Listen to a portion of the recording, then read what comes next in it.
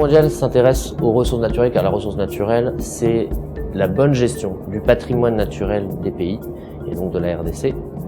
Le patrimoine naturel, c'est la base de tout le développement et c'est ce qui va assurer que le développement du pays est un développement de long terme. Alors ces ressources naturelles, c'est la ressource en eau, la disponibilité de l'eau, mais aussi sa qualité. C'est la ressource apportée par les forêts. Il y a de nombreuses ressources qui dépendent des forêts, qu'il s'agisse de bois de feu, de bois de construction, mais pas uniquement le bois, c'est aussi tous les écosystèmes qui vivent dans la forêt et qui apportent des services, ce qu'on appelle des services environnementaux. Ce capital naturel, c'est aussi les sols, la richesse des sols, les nutriments dans les sols qui permettent l'agriculture. C'est aussi l'érosion, la lutte contre l'érosion, éviter non seulement la perte des ressources de la terre, mais aussi tout ce qui se passe en aval avec, par exemple, l'enlisement ou le dimensionnement des ponts qui dépendent en fait de l'érosion et qui dépendent donc de la bonne gestion de la terre. Donc on s'aperçoit que les ressources naturelles, c'est un capital de la RDC, mais c'est un capital qui n'est actuellement pas valorisé par les indicateurs économiques, qui s'intéressent principalement aux échanges, mais qui ne calculent pas la richesse de la RDC en termes de son patrimoine naturel. Aujourd'hui, nous travaillons avec les autorités de la RDC pour conserver ce patrimoine naturel, au moins s'assurer que ce patrimoine naturel soit le socle d'un bon développement, mais d'un développement qui n'entame pas ce capital, qui ne fait pas qu'il est dilapidé, mais au contraire, qui va pouvoir rester pour les enfants, qui va pouvoir rester pour les futures générations, ce qu'on appelle donc le développement durable. Le développement durable, c'est celui qui permet de se développer aujourd'hui, mais qui permet de se développer non pas au détriment de ce patrimoine naturel très riche de la RDC, mais au contraire qui permet de le conserver, et le conserver pour les générations futures. La Banque mondiale appuie le gouvernement dans la bonne gestion de ces ressources naturelles au niveau national et au niveau local, avec les communautés. Il s'agit de bien gérer les terroirs villageois, de manière à permettre à ce que le développement du pays, qui ici est principalement basé sur le développement de l'activité agricole, ne se fasse pas au détriment des autres types de ressources dont dispose d'autres types de capital dont dispose le pays, son capital forestier, son capital en eau, et également le capital de la terre, c'est-à-dire que l'agriculture n'appauvrisse pas la terre au point qu'elle finit par provoquer de l'érosion, de la désertification. Ce travail avec les communautés villageoises se passe à travers différents projets. Le principal projet actuellement de la Banque mondiale est financé par le programme d'investissement forestier, qui est une initiative mondiale mise en œuvre ici dans ce cadre par la Banque mondiale en RDC,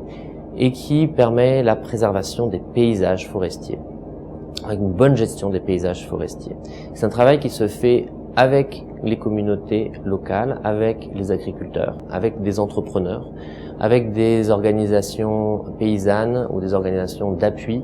aux paysans, de manière à faire la promotion de bonnes pratiques de gestion de la terre, bonnes pratiques de gestion des champs,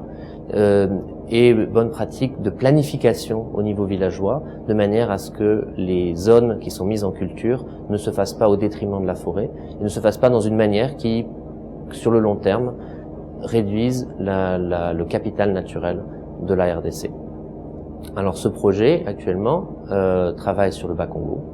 avec des organisations paysannes. Il s'appuie sur des organisations congolaises de manière à s'assurer que le travail qui est fait aujourd'hui est un travail durable et que ces organisations demain continueront à travailler, continueront à appuyer les paysans. Et se passe également dans la province du Mai-Ndombe, dans le district du Plateau, où là le travail se fait avec les communautés, qui a mis en place de paiements pour services environnementaux, c'est-à-dire que les communautés qui mettent en place un dispositif de bonne gestion de leurs ressources naturelles reçoivent des bénéfices directement, soit au niveau individuel avec des paiements, soit avec la mise en place d'investissements collectifs qui leur permettent d'avoir un meilleur développement. Ainsi, il y a un développement économique, un développement du pays, une lutte contre la pauvreté qui se fait, mais à travers un chemin qui permet la bonne gestion du capital naturel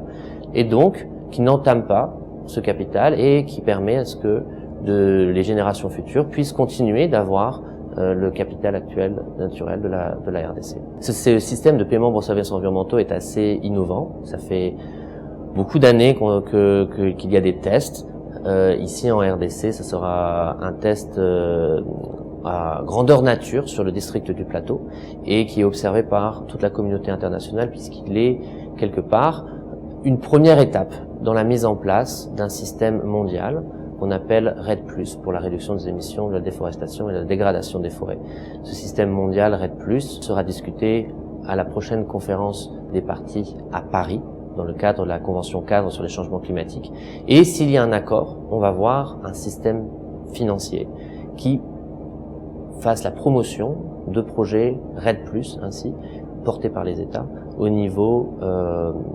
mondial. Donc la RDC est pionnière dans le cadre de la mise en place de ce projet, de ce programme REDD+. Elle teste dans le Maine-Ndombe, dans la province du Maine-Ndombe, une approche qui permet de concilier le développement économique des communautés, mais également la conservation de leur patrimoine naturel, en particulier le patrimoine naturel des forêts, parce que les forêts apportent de nombreux services environnementaux à toutes les populations au niveau local, mais également apportent des bénéfices au niveau mondial, avec un stockage du carbone dont toute la planète bénéficie. Donc aujourd'hui,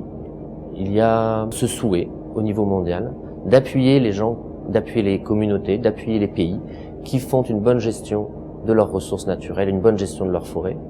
Et donc, on teste ça en RDC. On va tester ça, le programme commence. On va tester ça dans le province du Maine-Ndombe, voir comment